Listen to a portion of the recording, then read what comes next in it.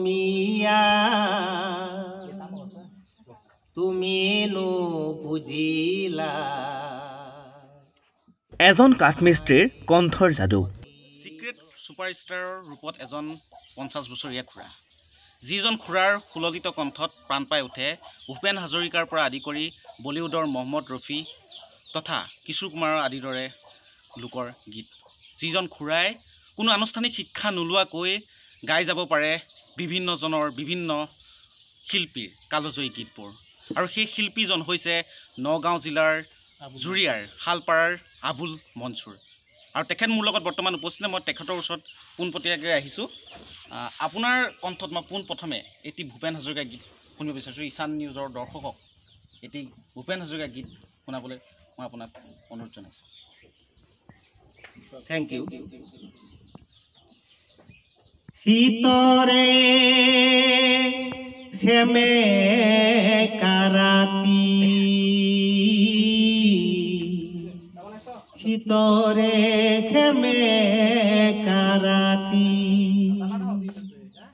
50 বছৰীয়া লোকজনৰ কণ্ঠত প্ৰাণ পাই ভূপেন হাজৰিকা, মহম্মদ ৰফি, কিশোৰ কুমাৰৰ গীত।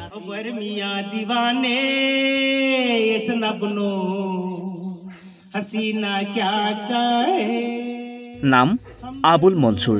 মই কোনো আনুষ্ঠানিক শিক্ষা লোৱা নাই।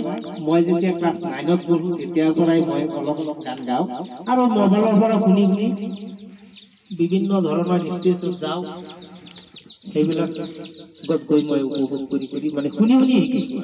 যিটোৰ অভাৱত মই নিজৰ প্ৰতিভাখিনি বাস্তৱত ৰূপায়িত কৰিব পৰা নাই আজিলৈকে। পেছাত কাঠমিস্ত্ৰী আবুল মনছুৰ অঞ্চলটোত পৰিচিত খুৰা হিচাপে। অসমীয়া তুমি নুবুজিলা। শিল্পী মন্টুৰ বাবে নিজৰ কৰ্মৰ মাজতে মোবাইলত গীত শুনি শুনিয়েই চলাই গৈছে সংগীতৰ চৰ্চাও। কমলাকান্তই লিখিছে কবিতা। জুৰিয়াৰ পৰা শিৱেন্দু বৰা ৰিপৰ্ট, ঈশান নিউজ। অসমীয়া তুমি নুবুজিলা, তোমাৰে অতীত অসমীয়া।